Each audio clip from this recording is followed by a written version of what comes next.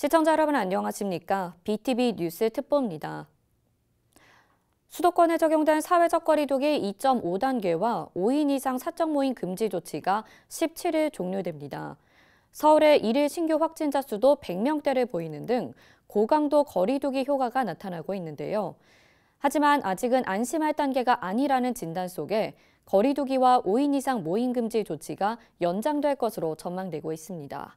김진중 기자가 전합니다. 지난달 24일 한때 550명까지 치솟았던 서울의 1일 신규 확진자 수는 1월 1일 200명대로 내려온 뒤 1월 7일을 기점으로 줄곧 100명대를 보이고 있습니다. 5인 이상 사적 모임을 시행한 지난달 23일을 기준으로 전후를 비교해보면 이전에는 하루 확진자가 일평균 360명 수준이었던 데 반해 이후는 점점 감소해 최근 100명대를 유지하고 있는 상황입니다. 지난 11월 전체의 절반 이상을 차지했던 집단 감염 비율은 지난달 약 30%에서 현재는 20% 수준으로 많이 감소된 양상을 보이고 있습니다. 확진자 감소로 사회적 거리두기 하향 조정도 기대되고 있는 상황.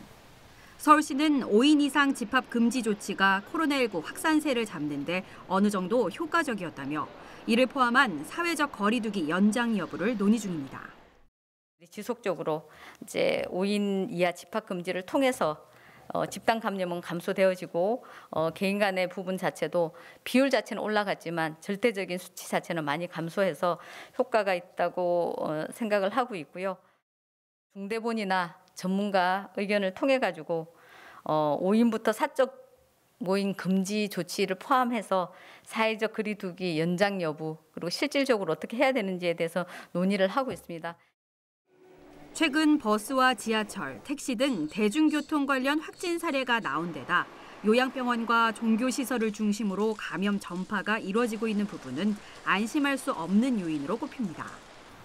서울시는 지난 12월 중순부터 시작한 선제검사로 요양시설과 버스, 지하철, 택시, 종교시설 종사자 등 38만 2,800여 명이 검사를 받았고 147명의 확진자를 조기 발견했다고 밝혔습니다. 이미 사회 곳곳에 무증상 감염이 만연해 있다며 모든 시민의 선제적 검사 참여를 당부하기도 했습니다. 이번 고위험 집단 선제 검사를 통해 이미 우리 사회 곳곳에 무증상 감염이 만연해 있다는 것을 다시 한번 확인할 수 있었습니다.